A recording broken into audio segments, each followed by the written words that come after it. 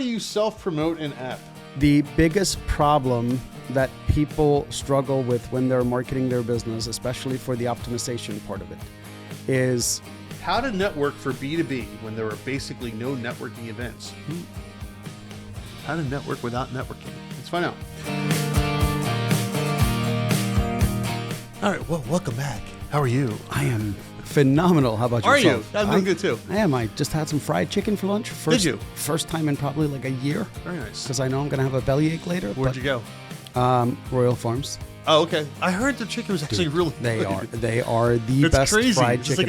It's just like a gas station. Correct. And they have great fried chicken. They have phenomenal fried chicken, and their fries are awesome too. Like they're actual potatoes. They're not like the potato meal that's then reshaped. Right. Like they're actual potatoes. Wow. Very cool. So, yeah. Fresh cut fries? Fresh cut fries, basically. I don't know if they're cool. fresh cut. No, but they're close to it. Yeah. That's pretty cool. Yeah, I've heard great things about their chicken. Dude, I love it. It's the only reason I could do without any of the other chains. Yeah. Right? But that one is just really good. Now, do you partake in Popeyes or any of those places? Or have you? KFC? I have. And Royal Farms is better? By like really? By a country mile. Wow. Yeah. Like they're not even on the same level as That's far crazy. as I'm concerned. No. I normally make my own, but now how about Chick-fil-A versus not a huge fan. Not a huge fan of Chick-fil-A? No, I think the Chick-fil-A is the sauce.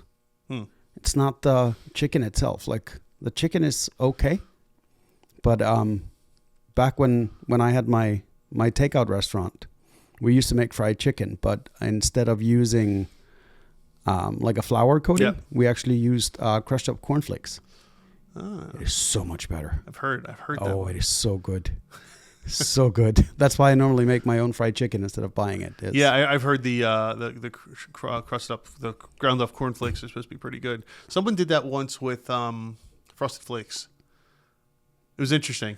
I remember years ago. It was very interesting. Yeah. I mean, the problem is a lot of the sugar is going to burn off in the fire. But there's all kinds of stuff you can do. I started using the cornflakes for almost everything, even like fish. And because it's kind of like flour. It's like cornmeal, right? Without being cornmeal. It's just more pliable. Yeah. So and tasty. It is super tasty. Super tasty.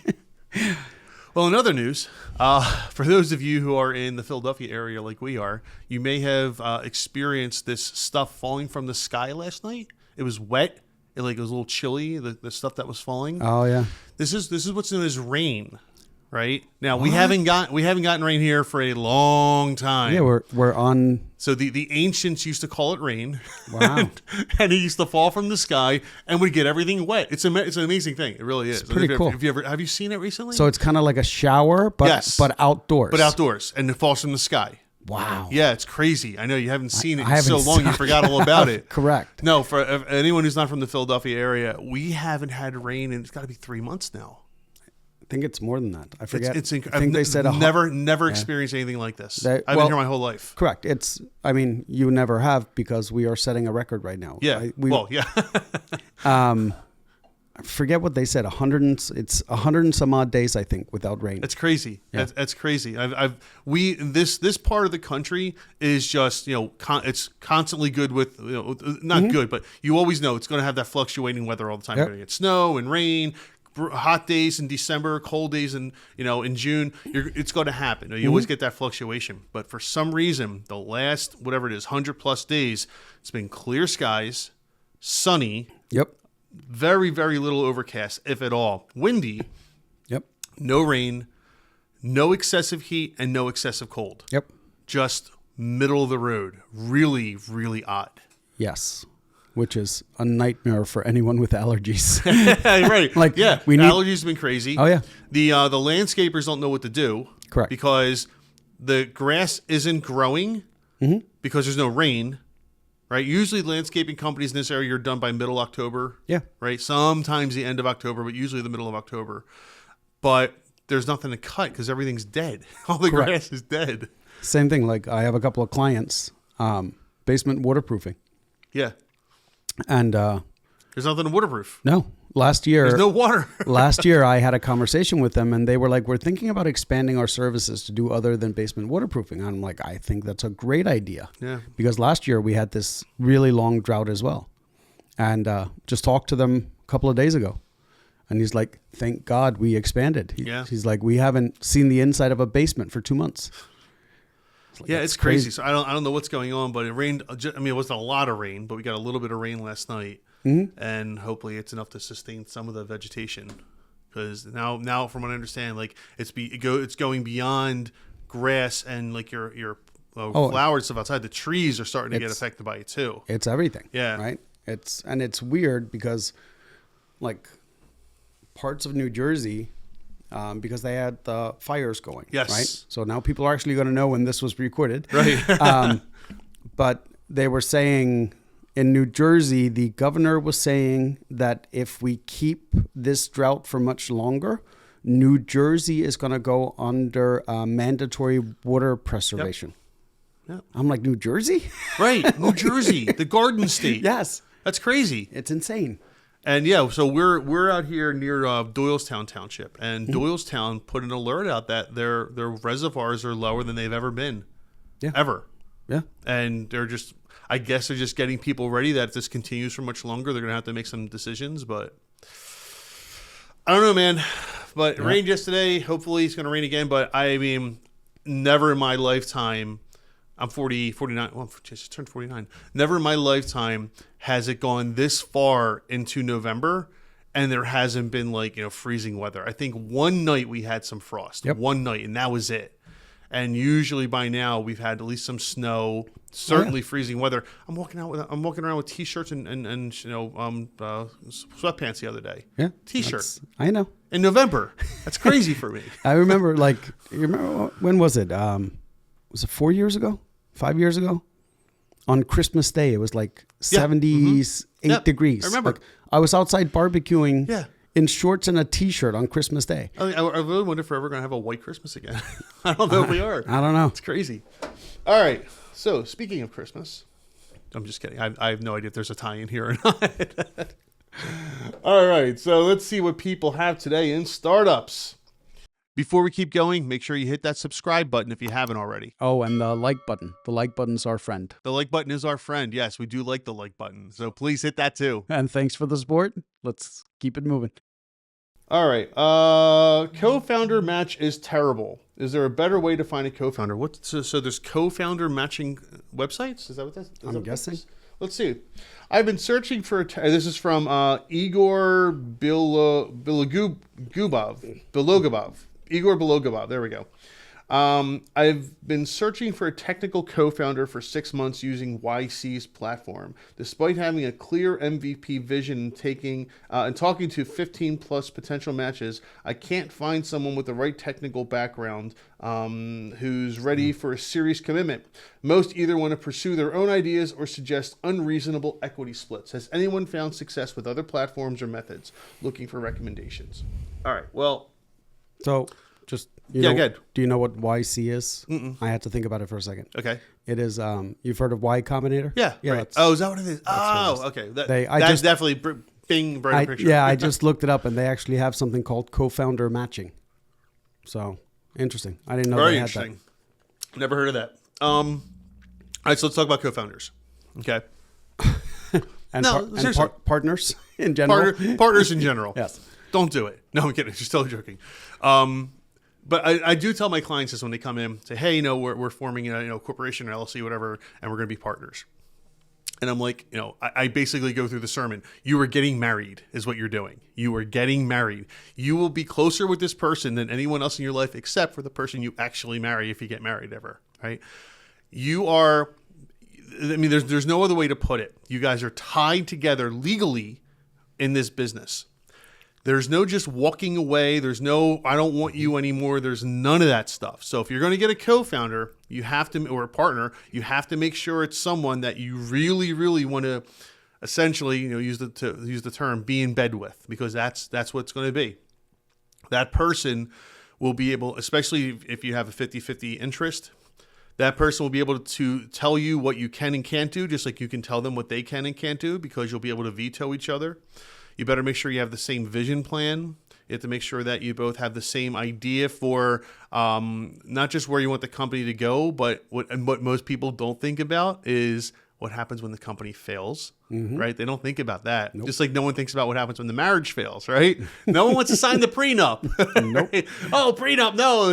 So it's the same thing here. You got to make sure you have those things in order. But as far as finding the co-founder, personally, I'm not a fan of the co-founder searching websites. How am I going to just...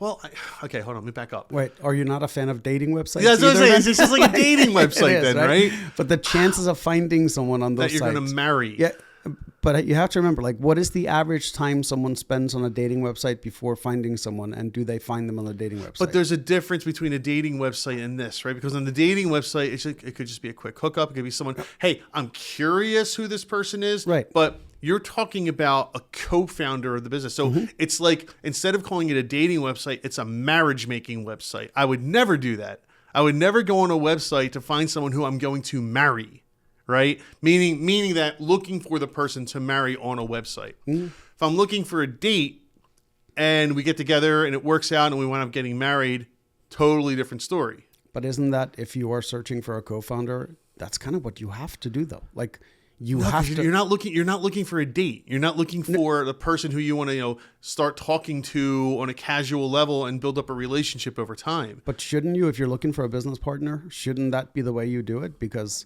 you need to get to know the person pretty well before you say, hey. Oh, I agree. I completely agree. We're going to get married legally here, right? Like, we're gonna. That's exactly what it is. Right. We're going to own this thing together. Right. And we're going to have to agree for the next 10, 20, 30 years, however long you're going to operate the business, that we are going to be coherent enough. Right. And we don't want to think of all the things that can go wrong. We don't want to think of how to resolve disputes. Right. Because we're all happy right now. Everyone's happy. But that's kind of like what I say. It's kind of like a dating thing. But here's the difference. Yeah. When I'm looking for, so I'm married now, of course, but if I were single and I was looking to date someone, I'm not necessarily looking to marry that person, and that relationship builds over a period of years. Yeah. I don't know that this person has years to find the co-founder. Probably not. Right? The co-founder type thing is usually the kind of thing where I'm ready to get into business now. I have the idea, I have the equity, I have this, I have that. Now we need the partner. Right. Right? Which you kind of put the cart before the horse there, but still... I don't know that they have time to cultivate that relationship. It's kind of funny though, because like my cousin called me for dating advice. Mm-hmm. She's 23. The dating advice I give her is, take it slow. You're not in a rush, get to know the person. My brother-in-law, who's 39, calls me with dating advice, and I go, move in with him. Oh yeah. Like, you are out of time. Yep. You don't like, if you want to know if this works or not, just move in with him tomorrow. Like, I know you only started dating like 3 months ago, but it's easy to move back out. But that's the fastest way, whether you're going to realize whether or not you actually are going to fit with this person. When you're young, you have plenty of time. Right. Right. When you get older, that luxury isn't quite the same anymore. Yeah. And I think it's kind of the same with this. When you are young, you have plenty of time to go out there and develop relationships. Go to networking events. Go to your chambers. Go on, meetup.com. They have all kinds of... Right. Great. They have all kinds of people that are getting together, like entrepreneur meetups and all kinds of things. So I think that is really the way to go, is see if you can find someone locally through like personal networking. Because you may be talking to someone and they may not be a good fit, but they know a guy that's also looking for someone, right? Like, hey, let me set you up on a blind date, right? Yeah, right. But it's true. You get that feel for people when you are in the same room as them. But when I'm reading a profile, it's a profile, right? You and I both know that you can write something to sound like you're really, really fantastic at something. And then when you actually have the person do it, you're like, what? Like, none of this actually matches what is in real life, right? Yeah. So so I guess that's one way to identify a co-founder is through some type of matching service or whatever. I think the better way to do it is the networking events, right? Go meeting people introducing you to it, et cetera, et cetera. But again, you have to remember that this is something you're going to be locked into with this person, right? Are you real? So the question you really need to ask yourself is: are you really looking for a co-founder, or are you looking, in this case, technical, somebody who's technically inclined who can do a service to get something done that you could pay to do instead? So, my theory with this type of stuff is if someone is out there looking for a co-founder, it's because they're broke. Yeah, they don't have the money to do it. They don't have the money to do it. Right. So they're looking for a co-founder. Right. One is going to provide the idea and hopefully something else, and the other one is supposed to provide the technical expertise. Right. Right. So, which brings me to my next point, but go ahead. And I'm like, you should not, if it's just a matter of money, if it's just a matter of can I hire someone or not, that is not a good enough reason to go look for someone to marry. Right. Like, I can't afford this house by myself. Oh, but if I go marry someone Right. and we have two incomes, then I Yeah. can afford the house. Right. Like, it makes no sense. But that's essentially what this guy is saying is just because you want the house, you're going to go marry some random person that you met off of a dating website Right. in a couple of months, just so you can buy the house. So let's extract that a little further, right? Extrapolate that a little further. So take that analogy, but now the person who wants to buy the house but can't doesn't even have the money to buy the house. They want to get that partner to buy the house, but they still want to split it 50-50 because they feel like, well, I found the house, so I'm entitled to 50%. Mm-hmm. And this is where the fallacy comes when it comes to co-founders. And this guy even said it in his post here that the person was an unreasonable equity split. Well, from what I'm reading, and please, I apologize. Was it Boris? Oh, Igor. Igor, I apologize if I'm wrong here. But what are you bringing to the table? The idea? It's worthless. Means nothing. Mm-hmm. If I were to get involved as a technical guy myself, if I were to get involved in another company or an equity split for a co-founder situation, and all that person had was an idea, I would want 90% of that because I'm doing all the work. I'm doing all the work and I'm going to just give it to you? 100%. What are you doing? If well, I had the idea. It's my company. And what's it worth? Zero. It's worth nothing right now. Right. And I've seen partnerships like this where one is the idea, sales, marketing. They're the ones that drive it. We had this conversation, right? Totally cool with that. I'm good with that. And then you have the back end guys, so to speak, that's who are making it, Correct. That I'm okay with, right? It's like the basement waterproofing guys, right? It used to be a partnership. One of them got sick and had to back out. But they were literally a team. As one of the guys was the sales guy. Like he was out there and he could sell anything anywhere when it came to this stuff. But the other partner was the one that then actually went in with the team and did the work afterwards. Right. Which in that case is a phenomenal partnership because now there's always an owner on the project. Right. It's not the owner that sold it to you, but it's the other owner that is the one guaranteeing the work as well. So you're talking about a service platform or a service-based company, right? Correct. Which is fine. But let's talk about a company, again, from a technical side, something that has to be built. Well, the guy who's building it's going to be working on it for 6 months to a year before that person has to go out and sell anything. Yep. Right? Yeah, they're going to want a bigger equity split. Yeah. Or at least some type of guarantee that if things go wrong, they get to keep the software or something like that, right? Mm-hmm. Because they can't just give you those hours and that time for nothing. Right. So yeah, expect an equity split unless you're putting up capital or you're putting in just as much time as that person is. I don't care if it's once it's built, I'll be out there paved. How do we know? How do we know you're going to do that? Then build the contract that way. Right. If you're looking for a co-founder, exactly. That's technical. Say, okay, perfect. So you're going to be doing all the upfront work. So initially you're going to get 70%. I'm going to get 30, right? Once I make the sales and we hit our first million, beautiful. I get the other 20% and we're now 50-50 partners, whatever it is, right? Like exactly. It has to be structured in a way where it makes sense for the person taking the most risk initially, and then the other person has to deliver as well, right? And the danger is both ways though, because you could have a technical co-founder that can't actually deliver the tangible product, right? Right. So now you're screwed as a minority with a guy that can't actually deliver what they said they could deliver. So this is a very, very tricky thing, I think, to kind of negotiate. But you have to approach it from value year 1, value year 2, value year 3, and ownership can change over time, right? Like nobody says just because you own 50% now means you're going to own 50% in the future, right? So because and then another way to do it, if you don't go the co-founder route, if you don't have much capital, you have to have some capital at least. Put some capital into it, pay the person a little bit, but then compensate them with shares, phantom stock or something like that, right? Which now now they have an interest in the success of the company other than getting a paycheck, because not only are they getting paid, and again, it might be 10% of what they should be getting paid, but now they're also they have an equity investment in the company and want to see it succeed, because now their shares and value is going to be worth more. Yes. So 2 things.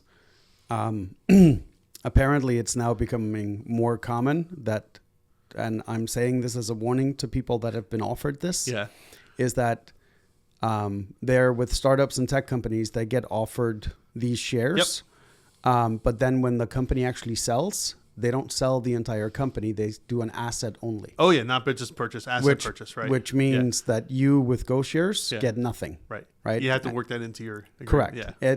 I just want to give that in case anybody's listening. Like, no, that is also a tactic that companies use to get you basically to come in to work a startup. For free. Work for free or very low wages, and they're not going to deliver on it. So be careful when you get that offer, right? If it doesn't specify that it's any sale, whether it's asset only, like if it's an asset only, you still get some. Right. But Simpsons did a great spoof on that years ago. Bart became part of a startup, a tech company, and he walks in and they're all they're playing foosball and video games and skateboarding around, and everyone's being paid in stock. And it's like, here, have some stock. Here, have some stock. And he goes into the bathroom. The toilet paper is just stock certificates. That's so great. Yeah. So funny. But I think what it boils down to with this is it's unrealistic expectations and lack of understanding of what co-founders or co-owners actually do. Yeah. Right? Like we've seen, Google, for crying out loud, were 2 guys that sat together in a basement or a garage with computers, and they were working side by side doing it, right? Like that is a co-founder between the 2 of them that made sense. There's a reason Jeff Bezos didn't really have co-founders. Right? He just hired people to do what he wasn't able to do because he had the money to do it. But getting a co-founder just because you lack the ability to do something is the least, how do I say this nicely? I'll say it not nicely. Finding a co-founder because you can't do something is literally stupid. Right? Like then work something else, figure something else out, and earn money and give that money to someone else to do what you can't do. Period. But and because I'll finish this with, if you want to say something afterwards, by all means, but I'll finish with this. Just because you believe in your idea doesn't mean other people have to. And so asking somebody to believe in your idea and to put their blood, sweat, and tears into a product or a service that they might not believe in with the expectations that you have, that's unrealistic. It really is. There's a reason all of you are on a co-founder website. You all have some kind of vision, right? Like, I'm just saying. So, all right. So, it's like Igor, good luck to you. It's just be careful, man. Just be real careful. It's like going into a bar in downtown Philly and going, oh my God, there's nothing but Eagles fans here. Right. Like, you'd be like, well, yeah. What did you expect? Right. All right. Let's see. How do you self-promote an app? Oh, okay. Let's see. I'm curious what you have to say on this. I'm currently creating. This is from Radish Radit Radis. Yes. Okay. I'm currently creating a free app to help people learn sheet music, and I tried promoting it on several music related subreddits. But I find many subreddits, including this one, forbid promotion and advertising. So eventually, my post was deleted. Is it generally not a good idea to promote your product on Reddit? So let's put Reddit aside. Do you try promoting on other platforms? If you do, how did you do it? If you don't, where else would you recommend promoting to gain initial users? So, okay, so I have this problem right now, right? So I built several games, but I have a game in the App Store I'm very proud of, right? It's been there for about a year now, 9 months now. That's an Android phone, please. Oh, you're No, Oh, Apple app. Thank you. The you're- app, the actual App Store, not the Play Store, the App Store. No, I just never got around to building the Android version of it. So anyway, so yes, it's been there for a while. I'm not going to promote it right now, but it's been there for a while, and no one downloads it because I don't promote it. Because quite frankly, I don't know where to promote it. I don't know because I don't. Years ago, I built another game, and I went into gaming platforms, and I would say, "Hey, try this game," and I would get shot down by people. Oh, you don't come in here, scammer, spammer, blah blah blah. You don't. So I just stopped. What would you do? How would you do this? Is your world. How would you do it? with this type of app? Well, an app in general. Well, no, because it depends. I know it depends on the type of app. So Right. let's assume. So what is this? This is a sheet music learning. This should be video content all day, every day. This should be him showing how he's using the app to learn sheet music. Yep. Like not promoting the app, just showing usage of the app. He should be getting some kid or a cousin or something where on like day one of using this app to learn sheet music, right? Yep. And you have some kid that is literally struggling the first day and it can be a 20-second video. Day 2, day 3, day 4, day 5. This is not something you're going to build up instantly, right? Right. So you can do day 146 of learning how to do sheet music with my app. And people, the thing is, people love that type of stuff because they know there's another day. They can go look at a different day. Mm-hmm. Like, oh, look, this is day 72. I wonder what they look like on day 1, right? And they'll go back and search day 1, right? And then they're like, oh, I wonder if there's newer ones. And they'll go and they'll look. So you're promoting an app like this via the usage and how people actually experience utilizing it. At the same time, you're also educating people about what the app is. It happens by default. So you say create videos. Where are you putting those videos? Instagram, TikTok, YouTube. Socials. Yeah. The social Yeah. platforms. I mean, it sounds like he's not looking to pay for advertising. And well, if it's a free app, I wouldn't pay for advertising. That's another part of my thing. My game's free. I'm never going to charge for it. Right. Where do I post it, right? Because I don't want to pay for it. Yeah. I mean, there's literally most of the app, like advertisements that you see, they're not showing you screenplay from the app. Some are, but most of them are showing the user use the app, right? It's because we connect with people. Sure. Yes, the game can look fun, right? If you see someone and you see the game working. Yep. But it depends on the app. So when the 20 years ago when the internet started getting really, really big, the big thing was SEO, right? Mm-hmm. Now we have the same thing, but for apps. And I know you get involved in that. So talk about that a little bit. SEO at its core has not changed at all. No, that's SEO, but the App Store has its own version of SEO. It's not SEO really. It's correct. Yeah. But it's kind of the same thing. Is what people have to focus on is drop the SE and focus on the O, the optimization part of it, right?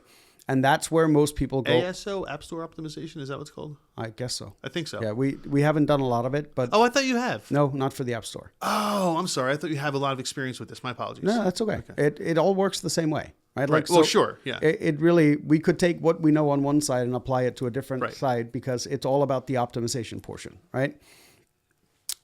The biggest problem that people struggle with when they're marketing their business, especially for the optimization part of it, is I'll give you a perfect example. Are you better off optimizing for, let's take a I love service businesses because a lot of times it's so blatantly obvious, right? If you could advertise for hard water fixer, right?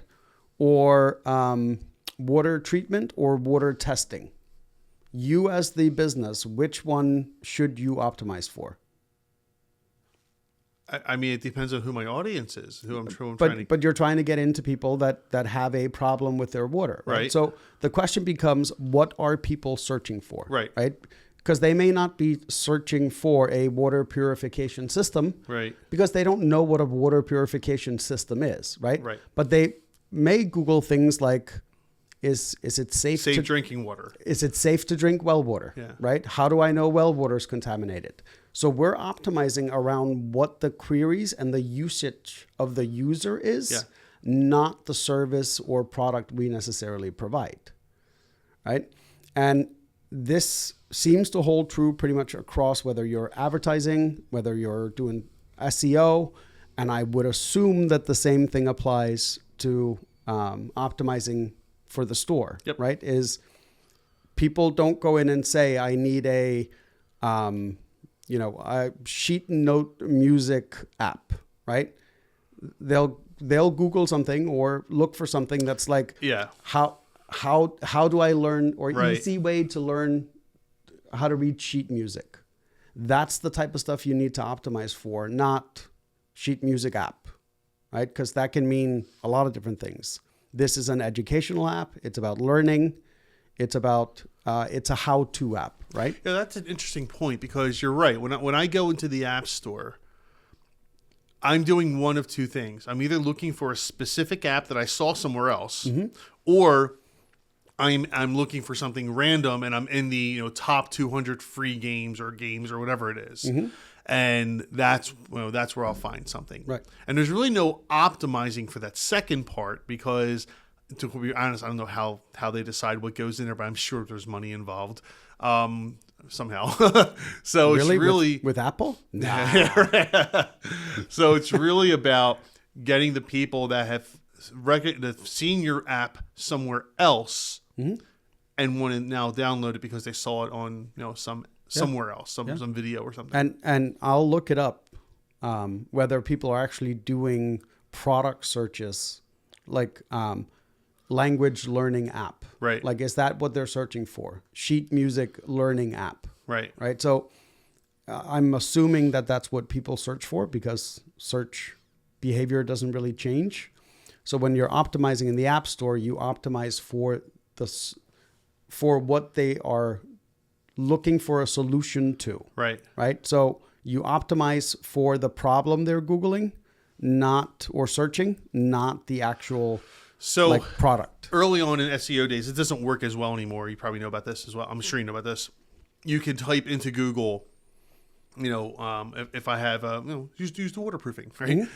Waterproofing, and then wait for Google to give you the selections, right, of what it's gonna suggest, and that will tell you what people are looking for, so you can kind of gear your key. It used to be better. It used to be a significantly better tool to do 10 years ago, 15 years ago, where you could do that, and it will tell you what key, that based on what words were showing up, that's what people were searching for. The App Store does the same thing, where you can start typing in things. So you start typing in sheet music, and it'll give you a list of things that are relevant that people are probably searching. They're probably putting these words in. So that can help you figure out what keywords people are using to find your app in the App Store. It is a great way to do it if you don't want to pay for the tools. Right.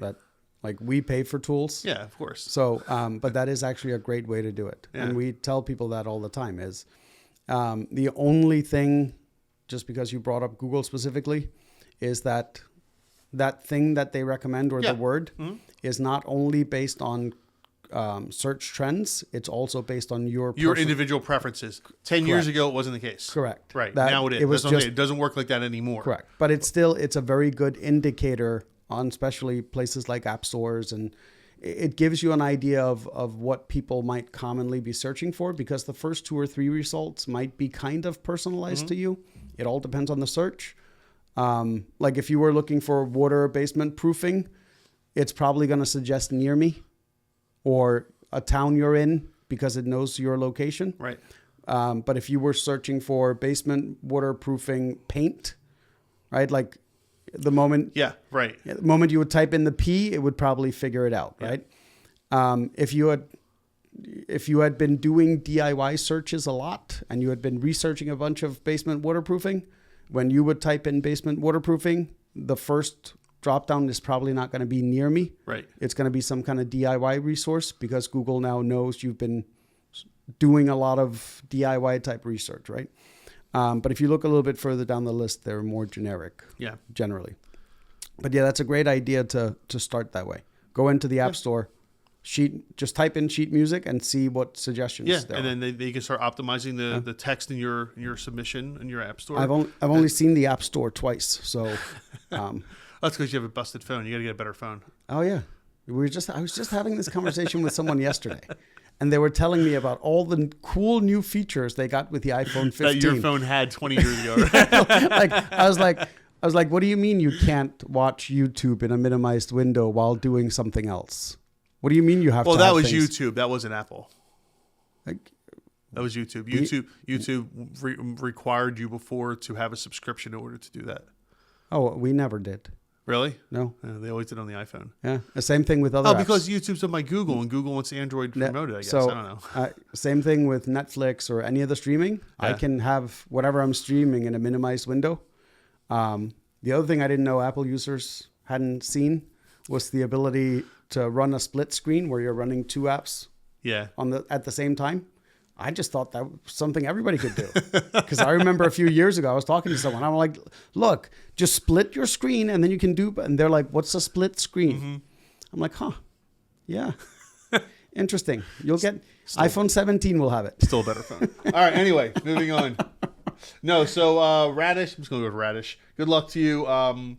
Those are some good ideas. I love the video. Yeah, go create videos. That's a great idea. Go create videos, put them on the socials, and you'll get people downloading your app. And really cheap ways to do it is literally go on to places like Reddit. Someone saying, hey, I need help learning how to read sheet music. Right. That's when you go in and do the plug. Yep. But you don't do the plug with, hey, I have an app. You go, hey, I had the same problem and I tried using this app and it worked great. Yeah. You don't have to tell people you own it or built it. Like that's... All right. Best of luck to you. I hope it works out. I'm not a musician myself. When I was younger, I played the clarinet. That was about it. My son, though, he'd probably love this. Piano, saxophone, drums, guitar. What else does he play? Something. I think he picked up another instrument recently. So he probably loves something like that. That's pretty cool. All right. Am I a degenerate? Yes. Just say yes? No? Should we actually read it? I mean, when you start off with the headline, am I a degenerate? I mean, you're begging for a response. But sure, let's see what he has to say. All right. This is from Electrical Injury 139. Am I a degenerate? I'm a freshman in college studying computer science. Good for you. Fantastic. It's going to sound stupid, but I'm obsessed with building. It started as a drive to get projects up and running so I could secure internships, but I couldn't stop. And last month, I built 2 iOS apps and a website with payment integration. You're going to be awesome when you graduate. There's a guy... I promise you, you're going to be awesome when you graduate. There's a guy looking for a co-founder. Yeah, he's like a technical co-founder. No, seriously. I'll read more in a minute, but this is the problem I have with people in getting CS degrees in college. It's, oh, cool, I can get a great job out of school. That's why I'm in CS. If that's what you're doing as a computer science major, is just looking to pass your classes and then get a job, you're going to hate your life as a software developer.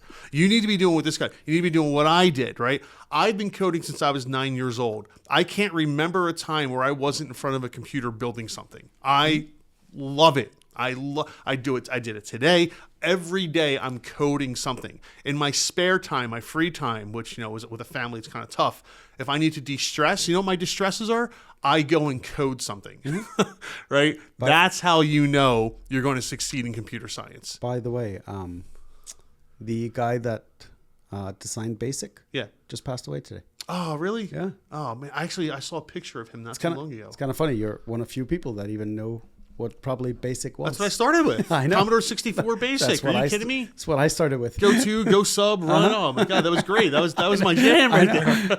I could build anything in that. Just kind of figured I would bring it up. No, it's a shame. Well, rest in peace, my friend. Thank you for giving me something that at 9 years old that I'm still using literally 40 years later. Yeah. I mean, I'm not using BASIC, but the skill sets that I learned from it were huge. So anyway, if you're not doing that as a computer science major in college, you shouldn't just be working on the school projects. You should be working on, for every one school project, you should have 10 projects on your own that you're building. So this guy's going places. Anyway, now it's marketing time, and I'm determined to spend some money on Google ads and meta ads. Well, hold on. I was telling my girlfriend today though about the hassle of Google ads, and I mentioned my $50 a day budget. She's like, that's not enough. You need that's too much money. I'm sorry. She's like, that's too much money. It's $350 a week. To be fair, I'm tutoring a student for $50 an hour, doing a work study program. Man, this guy, I'm gonna hire this guy now. I don't know. This guy's motivated and has really good work ethic. This guy's great. Am I getting ahead of myself? Besides the money, I'm putting school on the side. My grades are good, I think, but I'm low key getting lazy and starting to miss deadlines. Because you're too focused on your extracurriculars, yeah. I don't know what to do at this point. Am I going to make it? Are these projects going to make money? Am I going to be okay? Yada, yada, yada. Okay. So project one's for restaurant owners. I worked in restaurants, so I validated with owners and managers that I knew. Doesn't say what he did, but in project two, he got 50 users in a couple of days. They're non-paying. Again, doesn't say what the app is, but man, you got 2 apps out there already. While you're in college, learning comp sci, that's great. I mean, that's phenomenal. Keep going. Get that degree. You got to get that degree, man. But keep going, man. I love this. I love this guy. I know exactly where he's at because I've been there too. He's stressing himself out. He's overworking himself. He's doing too much extracurricular, not focusing on the classes. That's gonna equate to your job performance as well down the line, right? You got to be able to rein in the stuff you want to do and do it alongside the stuff you have to do. Because when you're working a job in computer science, you're 75% of the time is you're doing stuff that you have to do. You don't necessarily want to be doing it, but you got to do it. But the other 25% makes up for all that because that's the stuff you want to do. Right. So in this case, he wants to build those apps for himself to put them out there. That's the 25% to 75% school. You got to focus on school and get those class projects and homework and everything like that done. But what do you got on this? Oh, I totally different. Just based on the numbers in this post, calling $90 a big ticket item, for example.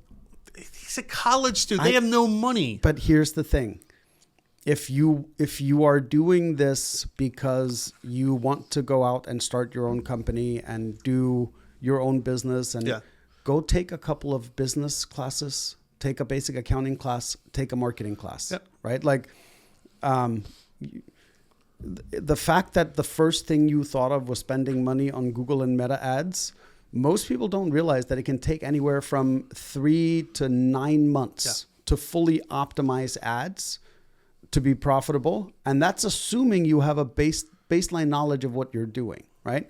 The reason people like us get hired in to do it is because a lot of times we can do it quicker, which means they're losing money for less time. Like if you can run an ad campaign and the first month it breaks even, you have done an awesome job, you've done a great right? job. Like you've done a great job in most cases, right? Like I'm not saying there are campaigns that we've launched and magically, they just hit the moment you launch it, but it is extremely rare, right? And same thing, if you don't have what people tend to forget is, I have an app, I sell it to a handful of people, you sell it to a few restaurants. Now, because I just dealt with this, now there's an issue with the app. Who's going to provide the support? Who's going to answer the phone? When that restaurant is during rush hour at lunch, whatever it is, and the app you have broke down and it's now impacting the business, right, and you're in class and that business owner is calling you because they need that fixed, right? Now what? Yeah, now what do you do? It's all those things. So I love the fact what this guy is doing, but there are costs associated with everything. Yeah. Going out and starting with paid ads on Meta or any of these is not necessarily the way to go unless you already have reoccurring revenue coming from it. Right? Or some kind of revenue. Doesn't even have to be reoccurring. Go sell it, make the money, take that money and put it back into the business. And then rinse and repeat. Right? So if you make $100 today in your business, reinvest it in your business, don't go spend it. Right. If you make $100 tomorrow, $100 the next day, right? Now you can keep reinvesting that money. But he is definitely, he's not a degenerate, but no. he needs to understand that building something and selling it are two completely different things. Yeah, sure. And then supporting it is the third thing, right? So you need to think all those things through. Yes, you've built it. Now, how are you going to sell it? Once you sell enough copies of it, how are you going to support it? Rather than jumping into, hey, I'm going to start spending, $1,400 a month on. And take that advice from Gummi and understand that's one of the reasons why you don't give up on your studies. You don't give up on college to focus on these things. No. I know where his head is. He's like, this is fun and exciting. Yeah, it will be, but that's not life. The real world, not everything is fun and exciting. Like I said, you got that 75-25 split. Focus on school. You're right. Go take some business classes, take some accounting, whatever. Go start watching YouTube lectures on how people started their business from nothing with apps and things like that. Because there's a lot more involved than just building it. A lot more involved. Oh, yeah. Building it's just the first step. And in some cases, it's the easiest step. Not always, but in some cases, it's the easiest step. So, there's a lot more to go here. But I love where this kid's head is, though. I'm excited for him. This is great. This is exactly where you want to be. You clearly have a passion for CS if this is what you're already doing. It's great. So so you got that out of the way. You know how many people go to school? I mean, how many people go to school and by their third year of college, they still don't know exactly what they want to do, but they've been taking business classes because it's a safe thing to do. And then they get out and they do nothing has anything to do with business. Nope. Why'd you go to school? They end up in hardware sales for... Why'd you go to school then? I don't get it, right? So for you, what's the name again? Electrical injury. For you, you're already a step ahead of other people. Yes. So good for you. Especially as a freshman. Wow, that's great. But finish through with what you're doing. Yeah, you have to. If you're doing this for fun, don't put money into it that it doesn't make you. Yeah. Right? It's way too early for that. You're in no rush. Don't worry about doing this as a business. And I know we all hear but Zuckerberg. I'm like, it was actually to the point when he was in college because he focused on building a single thing. Right? And he got it to a point where he actually had active users, and his only cost was the server. And investors. Right, but when he started, his only cost was the server. Right. It's a nominal cost. Then he started getting people on board, and then all of a sudden people caught interest, and now all of a sudden he was like, And he didn't even, if I remember correctly, it wasn't his money; it was his partner's money, right, for the servers and stuff like that, right? So it wasn't even his money that he was putting into it; it's somebody else's money, his partner, but still. Because I don't think he had the cash at the time. Something. Like I forget the exact story. So now I got to go anyway, back and rewatch. that's. I mean, I'm excited for you, man. I wish you the best. That's awesome. That's awesome to hear. So he didn't say what school he's going to, right? No. So two things, just because he brought it up. Yeah. We tell people all the time, on $50 a day, for example, don't split that between platforms. Yeah. Until you hit pretty much, call it somewhere $700,000 to $1 million in revenue, you could focus all of your advertising on one platform. One platform, and you're way better off doing that than splitting it. And I'm sure the answer is going to be depending on the product. But is there a platform you would recommend for something like this? So I tell people where to advertise is based on is it a need product or service, or is it a want product or service? Well, this would be a want, sounds like. Need goes on Google, want goes on social media. Okay. All right, that's cool. I get that. right? Because if you need a plumber, Yeah, right. That's where you're going. is you are Google, right. not going on Facebook searching for plumbers. No, but you're going on Facebook and you're saying, hey, can anyone recommend a plumber? Correct. But your ads will never reach them in time anyway. Because by the time that runs through the algorithm, they've already called the plumber, right? But yeah, anything that is more suggestive selling and would be nice, like, I don't know, let's take something, a pergola, right? You are more like, I don't know. That's what comes to your mind, a pergola. That is what most came people to don't even know what a pergola is. Exactly. So, but if you saw a pergola on Facebook or a picture of a pergola, you would go, oh, that would be really cool to have in our backyard. Click. Oh, look, they sell pergolas. They install pergolas, right?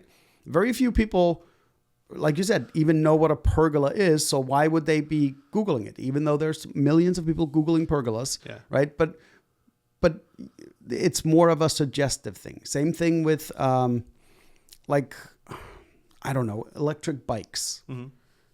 That is one of those where you could advertise it on either side of things. Like, that's a product that is both a need-based and a want-based, right? The need-based is someone, I need one of these now. Right. They may live in a city, and then there's the people that happen to see it on Facebook and they go, that's cool. Let me order it. Recreational tool or something like that, yeah. So that's how I kind of explain it to people on a very, very, like, 20,000 foot level. Need goes on Google, want goes on social media. Very cool. All right. Well, there you go. I like it. All right. So good luck to you. We were definitely pulling for you, man. That's great stuff. Okay. Side Competitive says he's in Slovenia. How to network for B2B when there are basically no networking events. How to network without networking. Let's find out. I'll keep this straightforward. We are a small European country called Slovenia. It's small, but it's not small. Well, Slovenia's decent. It's okay. And there are not a lot of networking opportunities to network. I've actually been to most of them over the last year and talked to almost everybody and tried to connect to them. Sadly, none of them were in any need of our services and couldn't help me with networking across the border. We are B2B and specialize in designing and developing custom-tailored marketing and advertising tools. Hey, Gummi, right up your alley.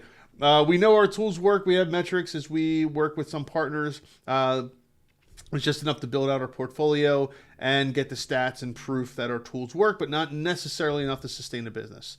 I don't think we haven't already tried posting on social media, LinkedIn, cold calling, emails, etc. It's all oversaturated, and you can't even get through without some connections in the industry. Hoping Reddit will have some answers. So let's bring this back to the U.S. Small town USA, not a lot of networking opportunities, right? That's what the internet's for. Yes. But now I'm curious. So they're a B2B specializing in designing and developing custom-tailored marketing and advertising tools. Yes. But they can't use those tools for their own business? Like, well, what are the question, tools? Right? Like, that's what he's talking about. I think he's talking maybe they are retail tools, so they don't really work as well for the B2B? Possibly. There are, because like there's all kinds of things that are, he didn't specify, which is... No, but he did talk about something about not going over the border. Yeah, working across the border. Yeah. As he should with the country he's in. Like, if this is software, you can sell it anywhere. Right. If it's physical products, maybe not. Once again, just stay within countries initially where language isn't going to be a barrier. Right. Because that's how you start getting your first clients. Well, clearly this person can read and speak English. So. Yeah, correct. But it doesn't mean that the person providing the support behind it necessarily. So, but let's bring this home, right? Let's bring this home for people that are like, in the United States, small towns where there's really not much networking opportunity available, right? What do you do? How do you get the word out about your business? Not the word, but how do you network with other people? So we talked about meetup groups, right? Mm-hmm. But let's say you're in an area where there's not a lot of meetup groups. There's not a lot of activity. You're in Omaha. Chicken. Have you heard of Chicken, Alaska? No. Chicken, Alaska has 3 buildings in it. Okay. So downtown Chicken is 3 buildings. So That's let's great. say you're there. One of which is a post office. Yeah. Let's say you're there. And now you got a network. Yeah. No. So I I am a firm believer that networking is not about events. Networking is about building relationships long-term with people, right? Are networking events a great way to initially meet people? Yes, absolutely. But when I started in business, there were no networking groups in my country. I'm from a even smaller European country than he is. Iceland. Yeah, there were no like networking events. So we literally had to do it the old fashioned way, where I would go like knock on doors in businesses and sit down and have conversations with owners, and wasn't necessarily always trying to sell them something, right? Like I was just trying to have a conversation with them because if they were an ideal client of ours, that was perfect, right? But I wasn't looking to sell them. I was looking to have a cup of coffee with them. I wanted to know more about their business. I wanted to know more about what they were doing. Right. So I had to do this, like literally, I would pick a neighborhood or an area where there were businesses, and I'm like, okay, I'm going to go visit 5 of them today, and maybe one of them will actually have a conversation with me. Maybe. Yeah. Right. That was the hard way to do it. But that's, it's extremely time consuming. The key there is not going out and selling. You're just going out and meeting. You're just, tell me about your business. Tell me what you do, blah, blah, blah. You're just gathering information and data for who are the people that you're going to be able to work with the most. And don't hard sell them right then and there. Just build that relationship just like anything else. I'm a huge believer in you don't sell anything during networking. Right. That is not the time to sell. Correct. Networking is all about building the relationship. The sale comes much later in the process. Yeah. Now, there have to be virtual networking groups. There have to be. And they're also, just before we get off, sure. There are a bunch of other organizations out there. Roundtable, Rotary, the Masons. Yeah. What else? There's a bunch of them that are all Lions Club, Elks. Yeah, there's tons of them. Yeah. Right, and even in Slovenia, there's a bunch of them. Yeah.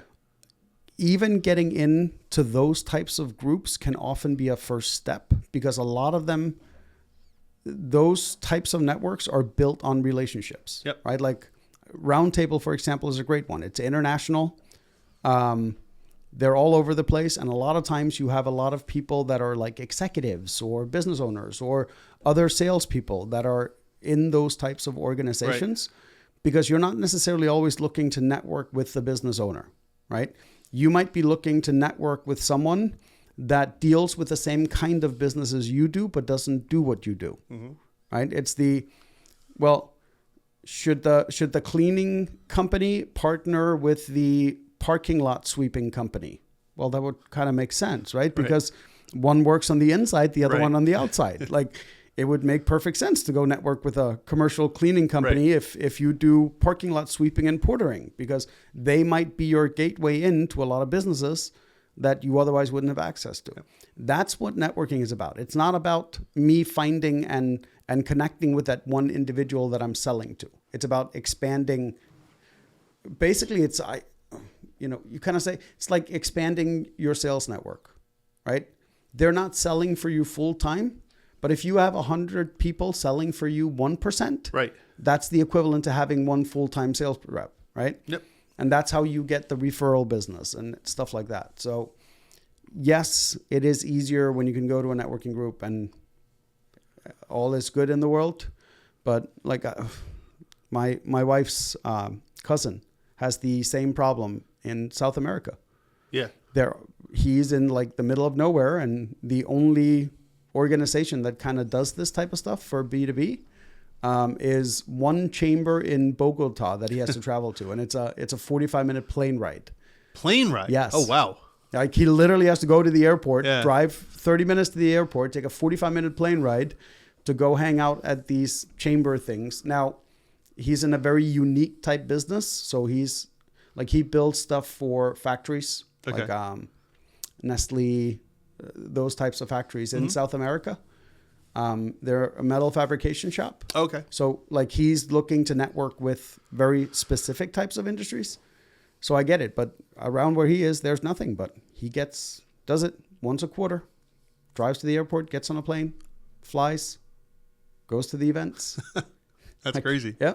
Now, what about what I was getting to earlier about virtual virtual networking events, right? I know there's plenty of them out there where you're just logging in, and you can be with anyone or pretty much anywhere in the world. Yeah. Right. It's so the other thing is it's kind of a weird because it's a cultural thing. I don't remember ever, neither me nor any of the people that I know that are in business throughout Europe, where we have these types of like networking like we have here. Like there's not a weekly chamber hosting an event where random people show up. Like most of the networking over there happens during like conferences and stuff like that. Oh, okay. So it's a totally different, and the conference might only be once a year. Right. But if you go to 5 or 6 conferences a year, all in similar fields, chances are you're going to run into the same people a lot. So does it matter there, because Slovenia is obviously part of Europe, does it matter there if the conference is in Belgium, but you're from Switzerland? I don't think it does. I mean, once again, as long as putting language aside. Correct. I think the only barrier really is the language barrier. Okay. As far as everything else goes, if you're willing to travel, you can start networking with all kinds of people. And same thing, I think people often forget to even ask their family members. Like that was one thing that took me a while to realize is when I first started in the online website and world, and I would sit down and I would pound cold calls every day, or I was out on the road literally knocking on doors, talking to people, right? And then one day I was sitting there and I was looking through my phone and I realized 2 of my uncles were sales guys that sold into pretty much the exact same people I was cold calling every day, right? But I'd never thought of talking to them about it, right? I'd never asked them, can you make these introductions for me? One of my very good friends was a well-respected chef. It didn't cross my mind to call him and go, hey, would you mind introducing me to some of the restaurant owners you know? And I told him flat out, like, I want to tell them about this thing called the internet and websites. This thing. But back then it was, hey, have you heard of the internet? Right. And that's actually how a lot of I was the top sales guy for that website design company for 2 years, I think. And it wasn't because yes, I was cold calling more than most, but it was also because I started utilizing my connections to get into other places. Like I sold, I want to say 14 restaurants on websites in a single year in a country that small is a lot. Yeah. Right? It is. That's like selling 14 websites in a year just in Doylestown, just to restaurants. Right. It's, Yeah, the whole networking thing is... It's important, but it should not be the driving factor of your business. No. If that's the only thing that's going to make your business successful, then you're doing something wrong. It's going to be very hard to scale that business. Right. Based strictly on networking. Correct. But it should absolutely be a factor, but that can't be the only thing you're doing. So, so legit though, he was just asking how to network for B2B. Yeah. Not that it was the only thing. Sure. Well, he's saying that it's not enough to sustain a business, right? Mm-hmm. They have some tools and stuff. They have a portfolio, but it's not enough to sustain a business. It sounds like maybe I'm reading between the lines that they're looking for the networking to grow their business. And I can tell you something that people do not appreciate is the power of social networking. Mm-hmm. So through my TikTok account, for example, I have gotten to speak to venture capitalists that reached out to me through TikTok. Like venture capitalists that have multi-million-dollar funds that work with some of the best-known brands in the world. Yep. Like literally got a TikTok message from them. The former, what was he? The VP of Human Resources for Microsoft. Mm-hmm. We connected through TikTok. We recorded a podcast episode together. Have you heard from any Nigerian princes? I did, but that was an email I got yesterday from someone. Oh, okay.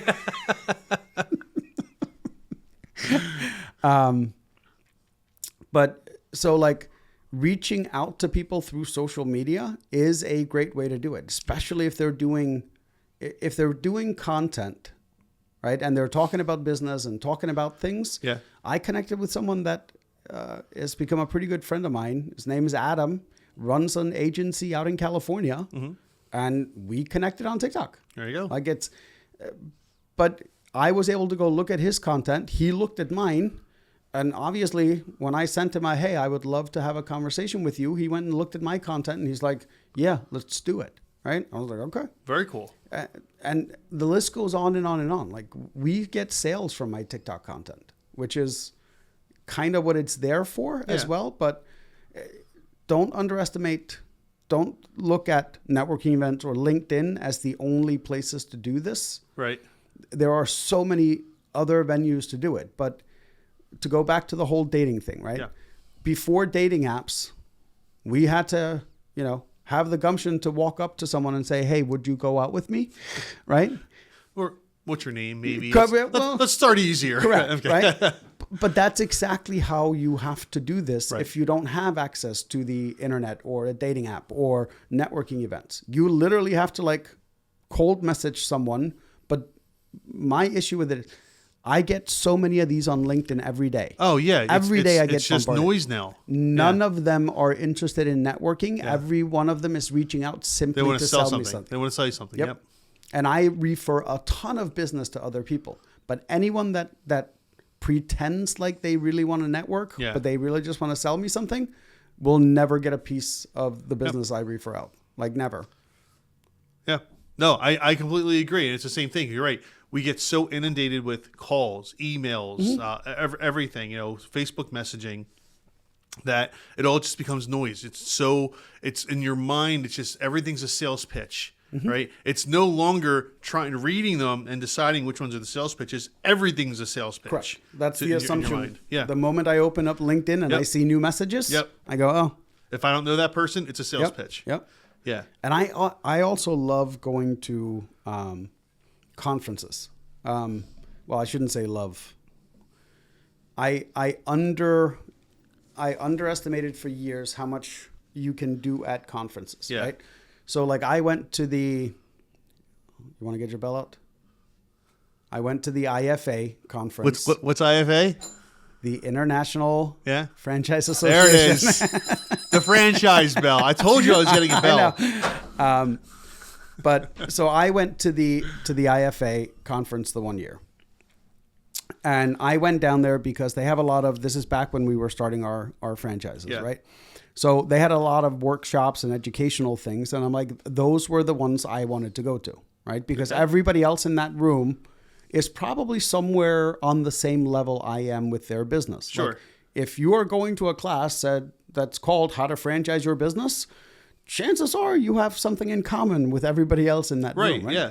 And I made a bunch of connections going to that conference that I still have today, including my franchise attorney is actually a guy that was sitting outside one of the conferences. I walked out. I happened to sit next to him. He looks at me and goes, were you just in there? I was like, yep. Right. And we started talking and he's like, I'm an attorney. If you ever have questions, feel free to call me. So I took his card and lo and behold, 5 days later, I had a question. I called him. I'm like, hey, I met you outside there. Do you mind if I ask you a question real quick? He was like, go for it. I'm like, okay.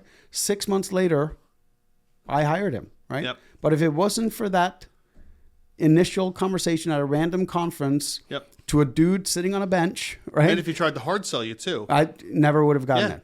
Right. Because I was in there listening to the legal side of things. If he would have handed me his business card and said, hey, I'm a better attorney than they are, I would have been no. Right.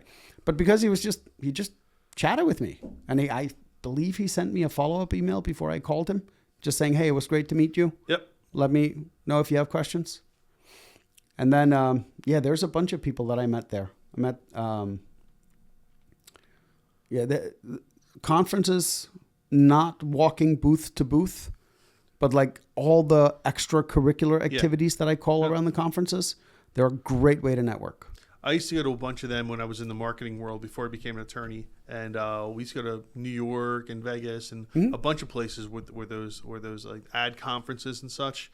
Those things were great. They were not just great from the booth. Some of the booths were great because got to see a lot of the newer technologies people were building. It's like, oh, that's so cool. We could do something like that, But it was like I said, just meeting certain people, making contacts. There's some people I still can't stay in contact with today that I'll probably never actually see again, but I still stay in contact with them either through some social media channel or just through regular email a couple times a year. But you never know. You never know when that person is going to be either the person you need or they need you for something else down the line. So back when I was in sales, selling websites, that company actually franchised, and I was part of franchising that company. Right. We went to similar thing in London. It's not the IFA, but they have their own association. So we were in London. We go to this conference, and I am randomly talking to some guy in the cafeteria. We're both having like a snack and a coffee. Yeah. And you could tell we were both exhausted. Like it was the last day there. And you know how conferences get. This was a 3-day conference. Like both of us were totally ready to be done. And we just kind of looked at each other and, hey, we ended up sitting there talking. I don't even remember his name or what he did, but he asked for my card. I gave him my card. I want to say like 3 weeks later, I get a call from a company in the UK and closed on my largest website deal ever, only to find out that was that random guy that I ran into. His buddy ran his buddy is actually the one that brought him to the conference. Right. So his buddy was the marketing director for a very large franchise unit. And he ended up giving my card to that guy. Very cool. And that's how I got the sale. And you never know when that's going to. I mean, it could be anybody. It could be anybody. You never know who you're going to run into. Again, that's the whole point of the personal interaction. Yeah. And never pitched it. Never had to do anything. The guy literally calls me and goes, "Hey, my buddy said you were a super nice guy, and we should probably have a conversation with you." And I'm like, "Who are you?" And a conversation about what? Yeah, right. But that was the largest website deal I ever closed. That's awesome. Was through a random meeting, chance meeting with somebody that turned into a lot of business. And the beauty of it is I know you're a lot like me.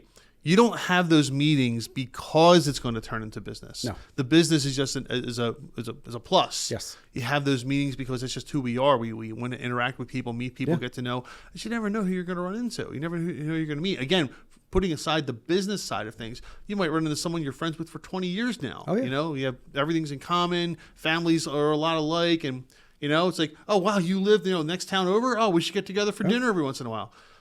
I can't tell you. So my thing is I've run into people. So I love music, like rock concerts, right? Music concerts, right? Mm-hmm. And I go to them all the time. I can't tell you how many times I meet people at a show, right, that I still talk to 10 years later, whether it's through Facebook Messenger or something like that. And some of it's turned into some business here and there, nothing crazy, but it's just having those relationships. I can go. There's probably 12 states in the country I could go to where I know someone there now because of that. Mm-hmm. I've stayed at their houses. We got together for dinner, families, things like that. We stay in touch. Great. It's just so great. Otherwise I would never meet these people. I would never know these people, if I didn't do that.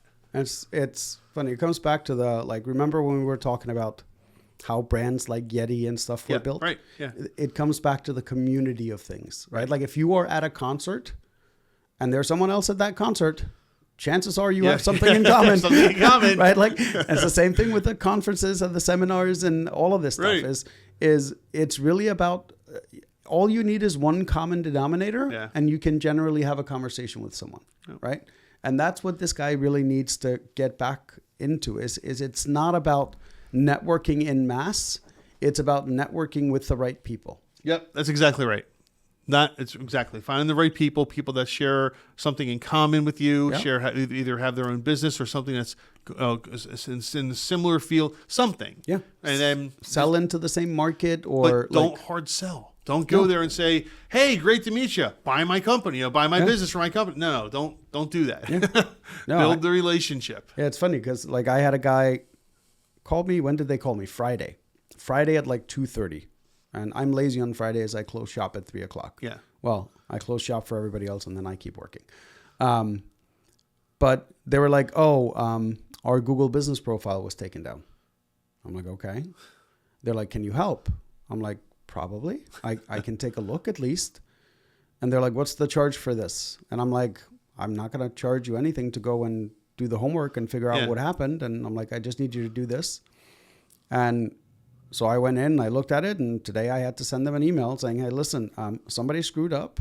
That profile will never be reinstated because of what policy they violated. Yeah. I was like, what I can do is I can try to close down your profile and can try to set you up with a new one using our corporate account that's already been verified. I can go in, set up Search Console. I can do all the things that Google really wants me to do before you really are like, it's all the stuff you should do before you claim your business profile or set it up. Yep. I said, and I can try to set it up under my account and see whether or not they challenge it. I'm like, if they do, then it's going to be a no-go. Your only choice is a new phone number, DBA name. That's going to be the only way you can get a profile. And they were like, okay, how much are you charging us for this? And I'm like, nothing. Like, this is the stuff I'm going to do for you. Yeah. Because if I fail at this, you're going to have two options. And, either option you're going to go with, you're probably going to come back to me and spend a lot more money than I would have made for the 2 or 3 hours that I spent doing this. Yep. Right? Like, and even if they never do business with me, if someone else has this issue, who are they going to tell them to call? Right? That's exactly right. Yes. I do the same thing in my practice all the time. Yeah. People call, I'm on the phone with them for 10 or 15 minutes. I'm happy to do it, happy to give me, especially if it's something I have to research, something I already know, right? It's like, this, that, or the other, and this is what you want to do. Oh, great. Send me a bill. No, don't worry about it. Really? Yeah, don't worry about it. Just keep my name. And I'll even say to them, keep my number handy. You ever need me, let me know. You have a friend that needs me, let me know. Otherwise, best of luck to you. Yeah. And I want the friends. I want the friends. Because all of us are connected to, what is it, 61 people on average? What do you mean? So every individual, when it comes to business, right? Yeah. Like, so when we're talking in business, I want to say that the number is for every one person you connect with, they have 61 more people that are potential. Gotcha. Right? So you make friends with 10, right? You just grew your network. 600 people, right? Yeah. All right, I think we have time for one more, man. We've been talking a lot today. I know. And like all kinds of random stuff. It's good stuff, though. I love it. All right, let's see. And only two techs. No, one. Yeah, first one was the one. Yeah, kind of tech. It was more the partner. Yeah, exactly. Tech partner. So, all right, let's see. Yes, in the business of digitizing paper documents. Actually, there's a lot of them. All right, let's see. This is from the boy who yawns. Anyone in the business of digitizing paper documents? Yes, there are. Hi, Reddit. I run an ATM software business. Like ATM, like access terminal, no, automated teller machine. I mean, and it's clear that paper and CAD, it's definitely are still king for many. This got me thinking about the potential for a document digitation service. Especially with the rise of LLMs like ChatGPT. Imagine a service that's not only OCR documents, but also indexes, catalogs, and even understands the content using AI. My initial thoughts: target market, SMEs, law firms, medical offices, et cetera, key selling points, GDPR compliance, fast turnaround times, AI-powered index insertion. Questions. 1, what's the biggest challenge you face in the business? 2, how do you price your services? 3, besides GDPR, what other EU regulations are critical? This person's obviously in the EU. 4, what essential equipment or software do I need to get started? 5, how do you ensure document security and confidentiality? Thank you all, yada, yada, yada. All right, so we're not going to go through all this, but there's lots of document digitation services. Yeah. We used to do it. Did you? Yeah. Really? Oh, yeah. Like, we did it for builders, architects, because all the townships, we did it for townships too, because the goal was to take all of your, so when you submit construction drawings, all that stuff. Yeah. Right now at your township, there is a huge room somewhere. Oh, yeah. That has the blueprints, paper blueprints, the specs, everything on your house is at your township right now. And the townships were basically being encouraged by the state to digitize all of this stuff, right? So we would have to take we would go down and we would take, we're doing Main Street this month. So we would go down and we would get all the Main Street. Yep. And then we would take it back. And now this is pre-AI. And then we would have to take, Main Street 1. And then we would have to scan all the documents. Mm-hmm. Everything that was in that folder had to be scanned, organized, labeled, tagged, and indexed. Right. And then same thing. Now Main Street 2, right? And it is super tedious. Oh yeah. The thing that people underestimate in this business is how long it takes to remove a staple. It sounds really dumb, I right? know. I get it. I deal with it often. So this is why, like, when you come up with pricing for this, because initially we were going to do, we'll just do it per page. Okay. So if you have 100 pages loose, or you have 100 pages that are that are saddle stitched with staples, and you have to remove 5 staples per 10 pages, you spend more time removing staples than you do scanning, documenting, and indexing, right? Yep. Like, so there's all these different. A good one to look at in the U.S. is Iron Mountain. Never heard of them. Iron Mountain.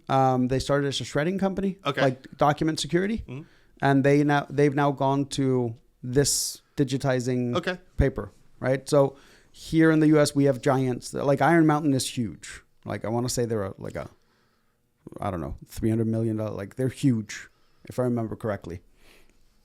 And I would not start with SMEs, law firms, and medical offices and government agencies, right?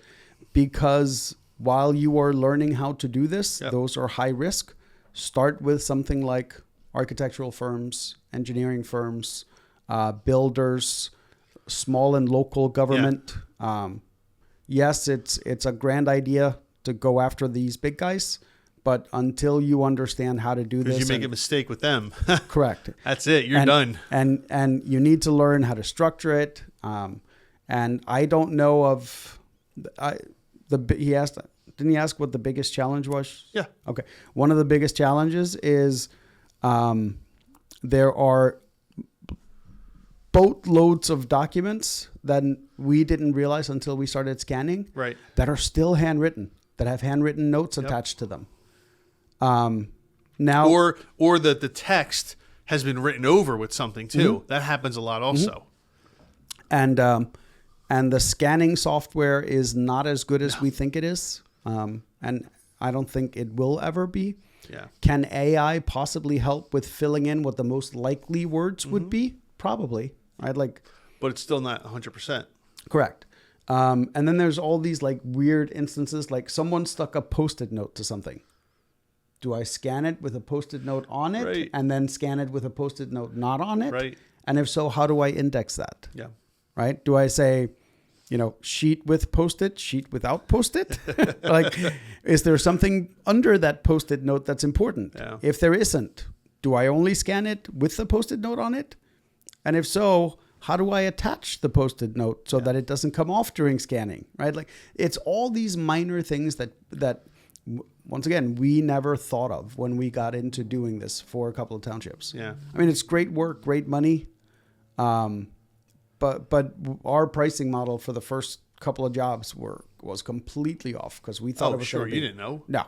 You thought it'd be, yeah. Yeah. Now you're absolutely right as far as doing it for law firms and medical practices. I mean, could you imagine scanning in a document for a medical practice and your AI misinterprets what one of the words is, and it's a medication allergic to sulfur, right? But it's actually sulfa, which are two very different things, right? And now the medical record says that this person's allergic to sulfur, and they're not. Yep. Right? That's scary. It's high risk. That's very high risk. You literally talking about someone's life. Yeah. But and the other thing that people often tend to forget is even like the scanners that we had. We didn't realize it until afterwards. Fortunately for us, we weren't dealing with anything that was high risk. But a lot of these scanners actually have like hard drives on board. Yeah. And it keeps documents. Yeah. Yeah. It keeps copies of the document, right? So it's not enough just to clear them out. You actually have to have those hard drives. Like when you sell the scanner or get rid of it. You got to take out those hard drives. Correct. You have to dispose of them separately. There's all these little things. And I know he's just starting in the business. I'm telling you, just the digitizing documents is a great business if you can break into it. But it's very hard to break into because of the amount of equipment you need, the cost of the equipment, the cost of the software. Another thing that people don't think of, which I can, and I think this is a service that's going to come up, is updating PDF documents. Yeah. Because if you have an Adobe 2 document, you can't open that in an Adobe newest version. Right. So I think we're going to start seeing a whole nother business alongside of this where it's upgrading PDF documents, taking them from version 2 to version 8. True. Yeah, there's it's a great business. It's a great idea. There's absolutely a need for it. If you can figure out how to break into the market, that would be step one. My advice would be find a little small firm that you will do it for on an hourly basis while you're figuring out what all is involved. Once you've done it on an hourly basis for a couple of jobs, it starts giving you an idea if you want to go to a per page model. Right. So we actually ended up having a mixed model for us where we had a baseline for scanning and then all other labor. And because I would sit down with people and I would simply explain to them, like, I can't foresee how many staples. If you show up with 30 boxes of documents, can you tell me how many staples are in there? Because I can estimate how many pages there are. I can't estimate the number of staples. Mm-hmm. So I can give you a rate for per sheet, but I can't give you a rate for staple removal. And then what do you do if the paper's out of order? Oh, yeah. Right? That's a whole other thing. That happens too. Is now you got to figure out what document does this actually go to, and that causes its own problems too. When you have that one document where you can clearly see the corner's been torn off, so you know it belongs somewhere. Yeah. Whose responsibility is it to scan it and figure out where it goes? Is it mine or yours? Well, it's going to be yours because they're going to say, well, that wasn't like that when I gave it to you. Correct. There's all these things. Once again, great business. Every business has its problems, ups and downs. But I think you're going to see a couple of more of these pop up. The digitizing paper. Yeah. So. All right. Well, the boy who yawns. Good luck to you. Yes, it's definitely a viable business. Oh, yeah. You watch out for your liability though. Liability is going to be huge in this. Especially in Europe. Make sure you get good insurance. Yeah, especially in Europe with the GDPR. GDPR. Oh yeah, with the regulations over there. Yes. Yeah, there's definitely going to be some issues with that. I mean, we could literally have an entire episode just on that. Maybe we will one day, but just on the GDPR regulations. I give a class on that for CLEs, for attorneys here, on how important GDPR is to United States companies that do anything over in Europe. They don't even understand how important it is. Because it's bad. It's the fines are ridiculous. I mean, ridiculous. What do you mean? 5% of your gross global revenue? Yes. That's a ridiculous fine? No, not at all. So anyway, good luck to you. And I guess we're going to end on that today. Yeah, that's a good one to end on. We didn't do as many. We only did like a handful. But we did a lot of talking Yes, today. we did. Yeah. So I only used the bell once, though. So for those of you who don't know, this is the franchise bell. Every time Gummi mentions a franchise, I ding the bell because he likes franchises. He likes to mention it a lot. I do. They're a great business model. It was funny. I was talking with a new client the other day, and he mentioned something about franchises, and I was like, I really want to go grab the bell. Really? I didn't do it, though. So, all right, man. Great talking to you. Next week is Thanksgiving week. I don't think we're going to do it. Are we going to do a show next week? Why not? Maybe we'll do it earlier in the week. Maybe like on Tuesday or something. That's fine. So I think I'm going to take off Wednesday. Oh. Yeah, I'm that guy. Oh, you're that guy. No, my son's coming from school, so I we're going to want to hang out with him. Maybe we'll see if we can do it Monday, Tuesday instead. Yeah, that'd be There's cool. no reason not to do it. No reason not to do it. Maybe we do it earlier in the week. Yeah. All right, buddy.